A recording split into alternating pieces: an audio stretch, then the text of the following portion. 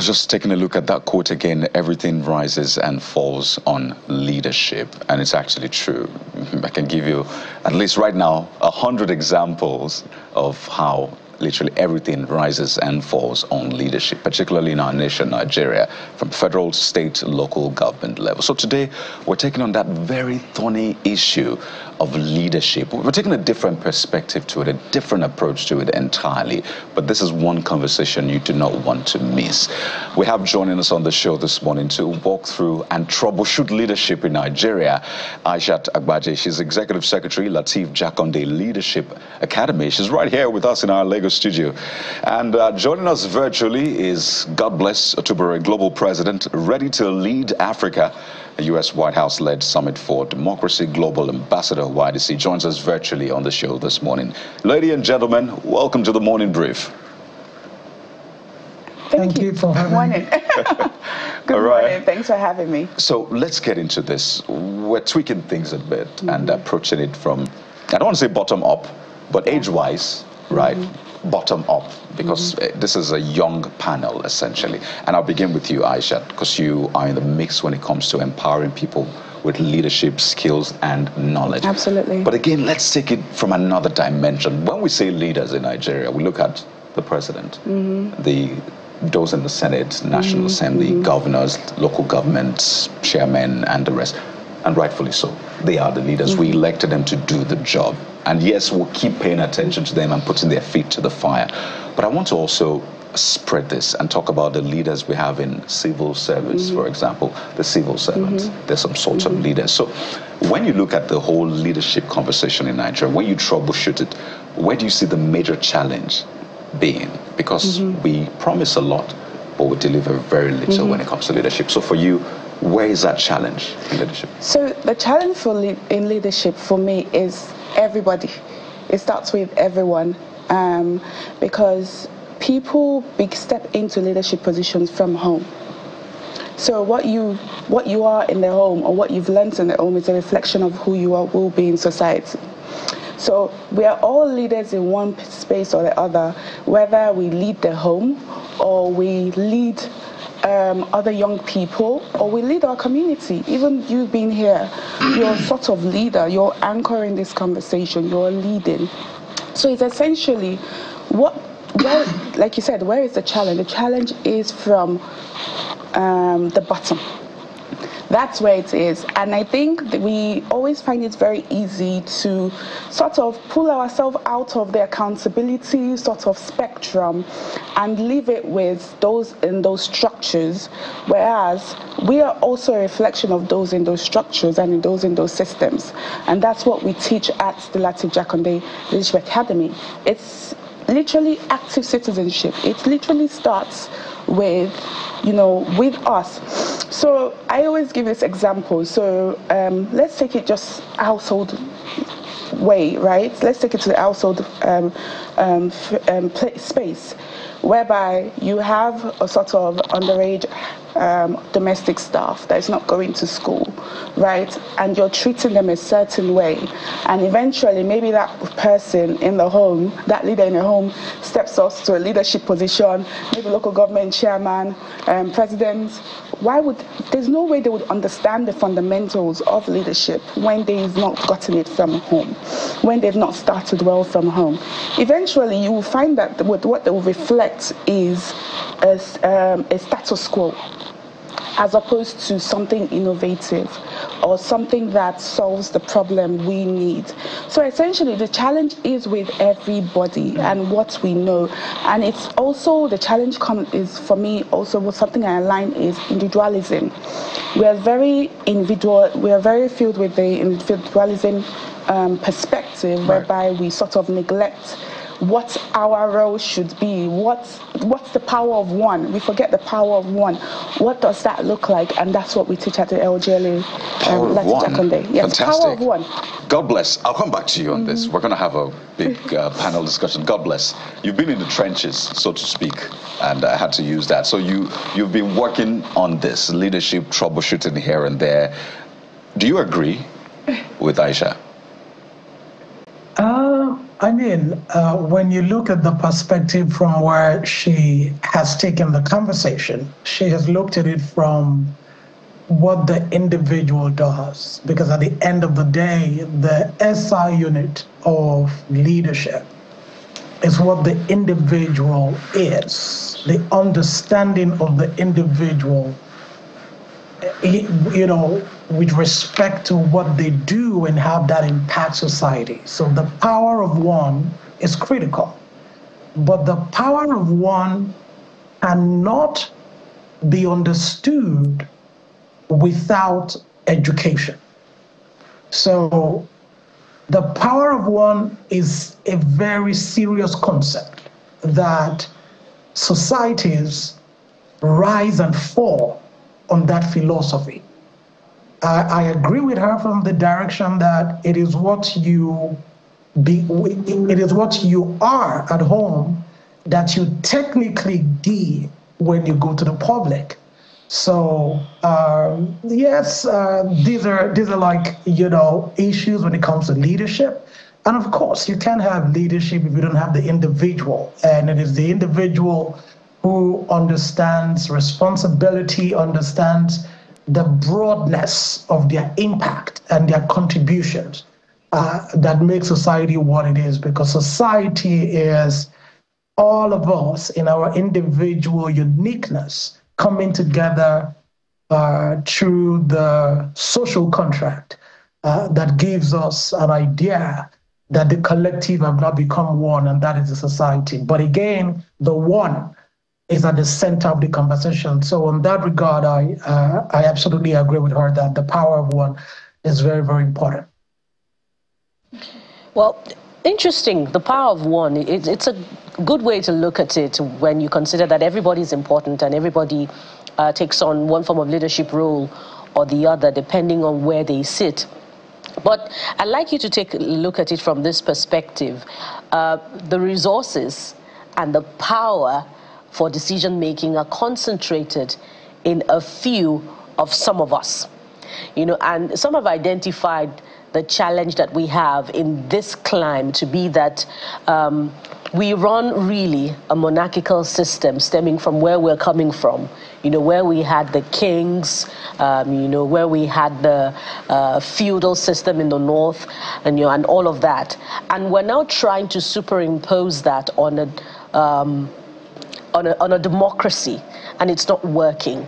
I wonder if you identify that to be part of the problem that we have today. You know, the heart of the conversation is leadership is the bane of underdevelopment in Africa and Nigeria being the big brother. But at that time as well, we could cite the fact that perhaps we were at our most prosperous and peaceful in our communal way of living. So do you identify this monarchical system of thinking to still be the problem? So I think what you've asked is a lot of questions embedded. So unfortunately, there's no right or wrong answer here. It's just what also fits the conversation and what suits it. But when we talk about active citizenship, right, ultimately that's the bone of everything here. It's not about, so you can't speak of active citizenship and also speak about resources, right?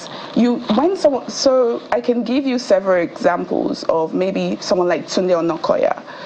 He doesn't necessarily have the resources, right? But he still stepped out to be an active citizen, to also give back to the community, whereby he doesn't even have much.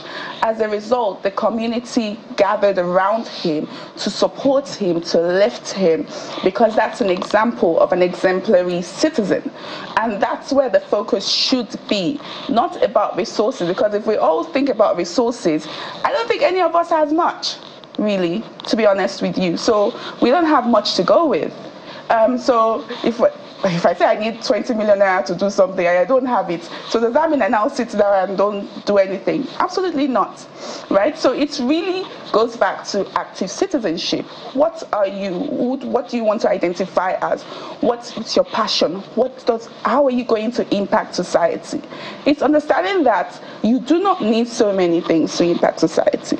It's possible to do things, as Tunde Onakoya would say, great things from small places. Start from there. And I think also, even we've seen great leaders like Martin Luther King, which is again what we teach at the Latif Jakonde Leadership Academy.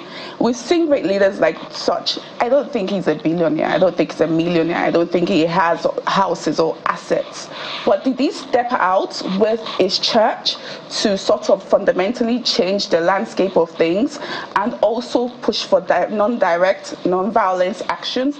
Absolutely, because why? He had a voice. That's the only resource you need, essentially. And also, ultimately, your fingerprints. So if we get our conversations to that level, we would stop being in this la-la land of thinking about resources. But however, resources do play a key role.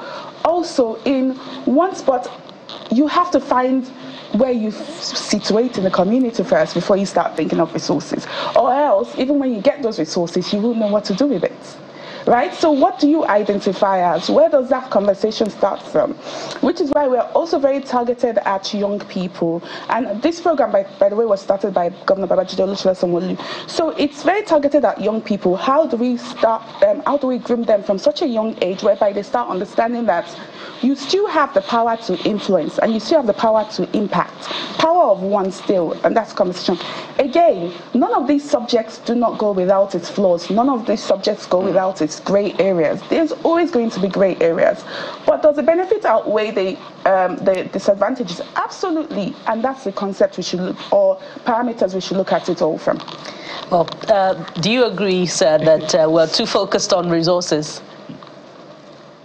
Well, I mean, again, back to your question about resources being concentrated in the hands of a few, we must realize that resources in any form of society that is democratic would definitely be concentrated in the hands of the few for the benefit of the many. That is actually the goal of resource control and resource redistribution. But when the concentration of resources in the hands of the few is not properly redistributed, that is where the crisis is. People cannot impact their communities. People cannot solve problems if they don't have resources to do so. And that is the bane of leadership. That is what we are suffering in Nigeria. I've said it at many forums. When the British left, the people who took over were not liberators. They were oppressors in different colors. They were not people who came to redistribute resources. They came to amass for themselves. And that mentality has remained. What we have said, the solution, which we have continued to preach, is that we must educate our people, right? We must educate our people. We must invest in quality education. And I'm saying it on the show. It's about the leadership question. What are the solutions? We must stop building 6 blocks classrooms as educational facilities anywhere in Nigeria. That way, we are simply saying to everybody who is observing us that Nigerians are breaking away from the colonial mentality where the purpose of education was just to teach us to know how to read and write, not to think and create. So the issue of resources, you can solve that problem when we say we are going to build our schools to be better than what the colonial masters gave us. What we do with that is we are saying to our people that the resources of the country is not for the ruling class, but for the people. So what that tells the average young man, the average Nigerian, the young girl in Kano, the young boy in Bayelsa, that little child in Kogi, the boy who sees nothing in Kwara, the little girl, okay, how do I make progress? They go to school and they see a basketball court.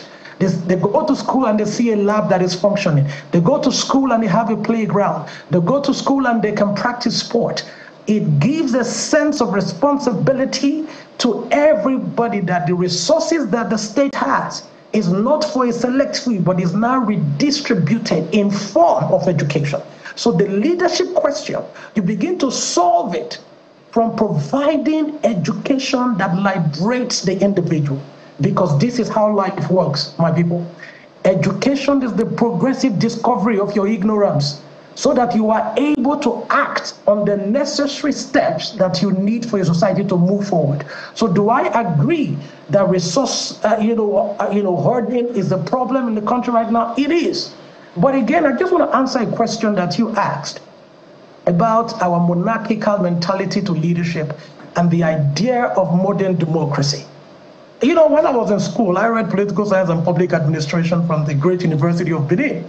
And we had a course that said, should we abolish the traditional system of leadership for modern day civilized form of governance? And I've said it before. Look, development does not care about your culture. Culture does not determine development. Development is an independent variable. It happens irrespective of your culture. Culture catches up to development. Development will not wait for you. So the idea, therefore, is we must sit as a people to say the monarchical system of government, where the rights of king were determined by divine right, is that what we still want to have as a people? So democracy has come. The role of the traditional rulers must be legislated, just as we have done, but they must remain advisory. But the embers of government and the levers of state must continue to be run by civilized democratic, principles. So for me, I think that stuff continues to haunt us. The more we behave as if it's not an issue, the more we will continue to see retrogression. So I would say we legislate it and stick to, a modern way of governance. All right, I'm going to throw two questions, one for both of you, one to you, one to you. I think we should go back to the basics. I have a feeling that the definition of a thing is the beginning of the problem. So you are in that academy. Do you believe, and also answering the question of leadership, do you believe that we have a skewed understanding of what leadership is? And what exactly is leadership? That's to you. So, and to him, Mr. Tubore, my question is, especially for young people that are coming, the presumption of innocence is enshrined in our constitution that even if you're caught doing something, you need to be found guilty by a court. But when it comes to political perception, as soon as you get into politics, you're already corrupt, you're a thief. You have to prove yourself not to be one.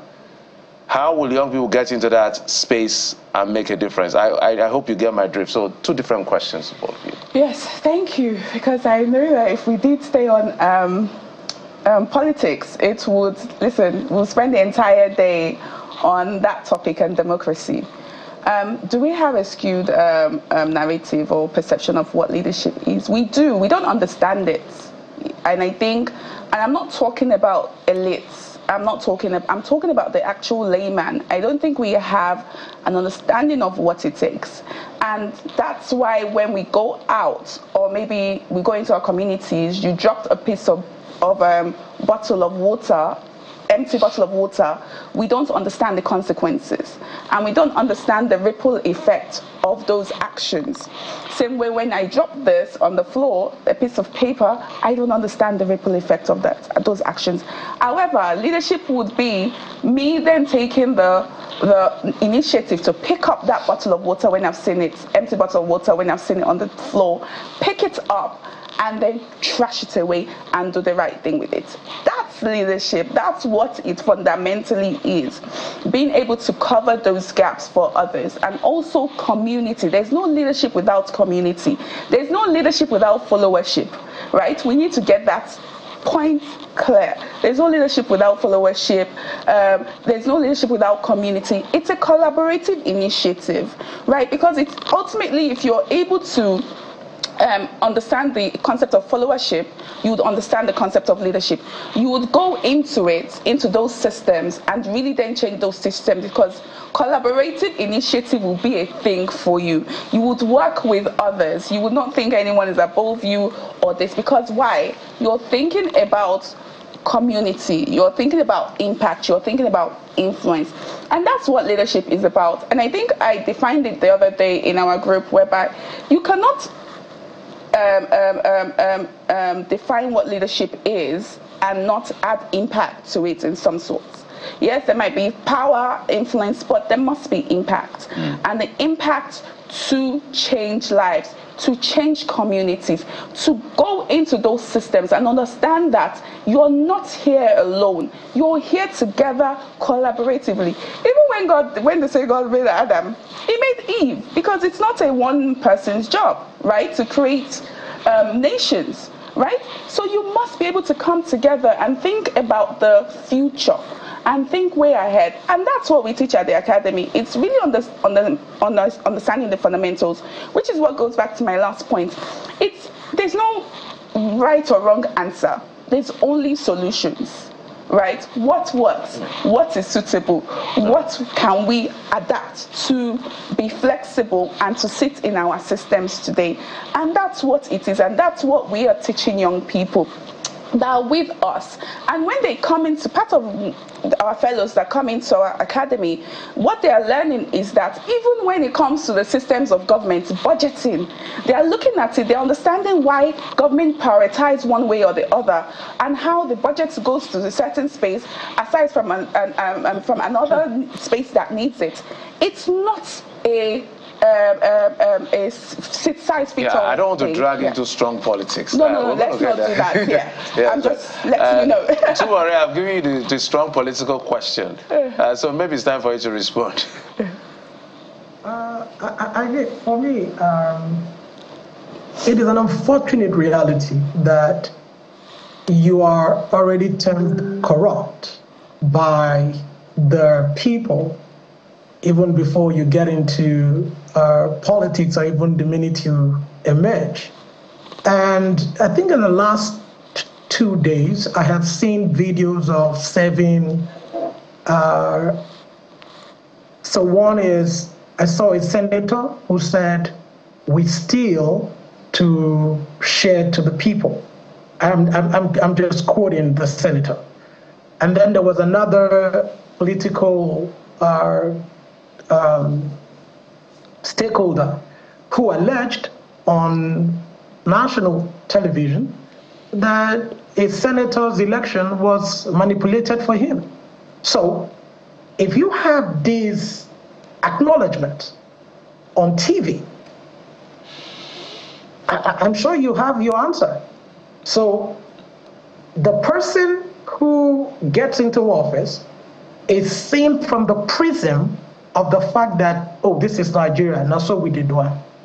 My hope, and this is what we do also at our organization, Ready to Lead Africa, where we are, just telling ourselves that that very funny, self-defeating statement that this is Nigeria and this is how things go should not be something that we say in our organization and in even the way we approach our work. So it is a difficult reality, and it is also because we now have political leaders who are so brazen. There is no more shame. They are now, anything goes for them. But that is that generation. Right. And I'm speaking to my generation to say, let us not accept that as a norm. So I think the answer is in my answer to you, that the guys who are currently running the show at a certain level have bastardized what we have as the sacrosanct of leadership. Well, God so bless. that is the. Yeah, go ahead. Very interesting points you made there, and I kept mulling over this saying, "On easy lies the head that wears a crown." But I don't think it's the case here. It's more like easy lies the head that wears a crown, but the head that is not wearing the crown, it is uneasy that lies it, essentially, because the people enjoying are the ones in governance, are the ones wearing the crown, essentially, and the ones who are suffering in court are the ones not wearing the crown, and it just negates that saying. So we can look at what's happening at the federal level, and you cannot discuss leadership without talking politics. Yeah. But I will not drag you into it. So here's a point I'm trying to make, because we need to fix things. And I don't know if you are open to maybe governors, senators, House of Reps, people come into your leadership school. Yes. Because absolutely. we've always said it that maybe there should be you should get a degree in leadership first before you run for government. Absolutely. But you know what? You can get education in different ways, really. You can go through the ranks and you still learn the same thing. But the point I'm trying to make is this: we need a major shift. And we need it now, because there's a lot of discontent. And as Jeffrey said, it's like us against them, and we cannot move forward. So if they are not going to be a part of your school, at least they can hear you say this on the show this morning. I'd like you to speak to leaders in Nigeria. If there's one thing you want them to change about their leadership, what would it be? So I like the point you've made. Yes, we do meet a lot of political leaders. So from Honorable Jimmy Benson, who has come to share his approach on security, and our fellows, they ask the real critical questions on what they're seeing. And then you have... Do they enroll is what I mean. Have they enrolled? Well, so they don't enroll because they are past the age of it. So it's between 25 to 35, right? All right. So they don't enroll. Right. But what I can tell you is that when they step into that room, the questions we throw at them gets them thinking, that they want to continue working with us to get our perspective. And sometimes, I think even at one point, the fellows met, when the fellows always meet with Governor Babajide Olusola Sanwo-Olu. And you said something on it, maybe it's easy, the hair that wears the crown, right? And Governor was telling them about how, and I know that he has not slept for days. He, from one point to the other, from one meeting to the other, days he has not slept. And sometimes as Nigerians, we just say, are we just doing anything? Is there any movement happening? But in actual fact, on the other hand, some people are not sleeping. But what is what some Nigerians are not sleeping there's also so much work to do. Right. Yes, the damage that has occurred in the country is not something that will be fixed overnight. Right? This is years and decades, right? You would need years and decades of that. And we can go into democracy. We can go into Singapore, the sort of structure in Singapore. A lot of people don't agree with necessarily 4 years term. Even in the UK, it's a 5 years term, because also some people will argue that it's 4 years enough to actually make actual change. Because when they enter that leadership position, you have the first year whereby they're settling in, then 2 years where they just tend to bring one or two initiatives in, some of their initiatives in, and the final year, they're dealing with politics. But they hardly complete 5 years in the UK. Some don't even spend 1 year, 2 years, and then they are. Some still remains. But the person itself. The person itself doesn't. Yeah. But the ideals do, the structures do, the ideals, so they're more, their ideals are what drives them. We've lost idealism in our politics. I'm glad you're talking about tenure and duration. Yes, and I'm glad that you're from the Lateef Jakonde Leadership Academy. We could mention the number of achievements that first democratically elected governor was able to record while he was in office. He built the waterworks, he built teacher training colleges, he built Lagos Television, just to mention a few. But in these times now, excuses are made for an administration. We say that it's just 1 year in office. I'd like you to speak to that and tell us how far we are away from the ethos that that makes leaders feel compelled, to make an impact, leave a legacy, rather than what we see now. Absolutely, yes. So, I hate to break it to you, but I'm in the public service, right? I'm a political appointee, so I see it all as well. And I've been in this position for nearly a year. And I'm telling you, at there are times whereby I just want to, drop it and go, because it's just so much work. Are there times where I can't sleep? Yes, absolutely. It takes a mental toll, because you'll be amazed at the sort of ideals that Nigerians have. We need to start talking about Nigerians and collectively what our views are. What do we even want? We're a reflection of the leaders we pick. What do we want as a people? Have we identified that? What are our ideals? What pushes us? What do we... Because right now, I know some. You mentioned civil servants, you mentioned public servants. We also have good ones and we also have bad ones, right? And then, but why is that the case? The civil servants are also normal people. All right, but just so that we're totally out of time. So yes, that sure. God bless, we have a view. Come on, this is just getting more interesting. God bless, let's just tell her what we want. Forget ideology first. But we want lights. Teaching, we want lights. We leading want school. Electricity. We want water. We want security. Is that difficult to define? That's why you need to work together so we can bring that person. So maybe you respond to our perspective, answering this question as well. 1 minute, if you can.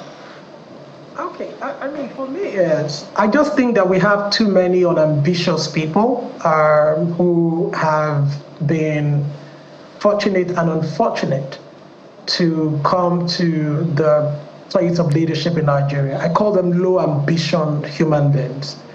It's a shame that from 1960 till today, the only refinery that's been built in Nigeria was built by a private individual. 4 that we have are not working. And then you have power that has not gone beyond 5,000 megawatt production. That is a shame. That is people who are very low on ambition. They are not ambitious, right? The reason we're failing is because we are still trapped by the idea of getting so much for ourselves without a commitment to the collective. So for me, the solution to Nigeria's leadership problem is that we need more ambitious people. And I'm talking to Nigerians now because we don't like ambitious people. When we see ambitious people who have an idea of what they want to come and do in leadership, we don't vote for them. We don't like them. We call them, oh, they are too forward, they are on too much. So when she said, what do we really want? The idea is, if you have a collective that is not as educated enough to make that collective decision, this is where leadership, that level of breaking out of the box, this is where it's important. Do you want to build the 4th mainland bridge and say, you know what, irrespective of what happens, we're going to build it? I'll tell you guys something that happened in Lagos. I said Lagos. Something that happened in a particular local government area. The local government chairman told us that the money is meant for street light. I'm talking about street light, so that there will not be theft at night and robberies. The political leaders in that local government came to him and said, let us share the money. The people who see life from a place of the house you build, the cars you have, the whatever you think you can do, right. Those are low ambition human beings. They should not smell leadership. So if we want to fix it, you want light, you want water, you want education. I have given the answer, and I think I just say it now that we're currently working with some members of the House to criminalize the building of 6 blocks classroom as a constituency project. We cannot give you taxpayers' monies anymore to go and be commissioning 6 blocks classroom as constituency project. We have to run now, and that's why we brought ambitious young Nigerians on the show this morning to discuss this very important matter. Aisha Tagbaji, Executive Secretary, Lateef Jakonde Leadership Academy. This is a kind of brainstorming you will get there. I understand that you're still open for... Yes. So our applications are still open. Right. We're taking in a second cohort. Right. This is we work with ALIWA, which is African Leadership Initiative West Africa, which is an extension of the Aspen Institute, the Aspen Global Network. There you go. It's quite interesting to hear this. It's a lot. Absolutely. They are directly mentored by Mr. Governor for the next 1 year, whereby shadowing EXCO members. So they get to really not just experience it, there's a pragmatic approach to it. Aisha, there's a lot. But let's keep the gunpowders dry. We have to run now. Class, because that's where we have the current issue. Thank you, Jeffrey, for adding that. They really do need the experience. Guys, we have to run. They don't want to go. We have to run. I want to share with you, but we have political classes. Maybe night class for them.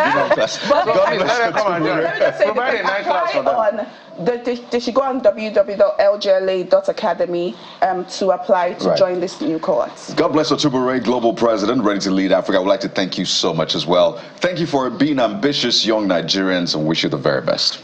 Thank you. Thank you, sir. Get the old you guys so in the much. class. That's all we have. Well, we'll go to break now. When we return, we'll speak to one of your favorite singers. You love his music, which is inspired by the way. We'll have him right here in the studio. Stay with us.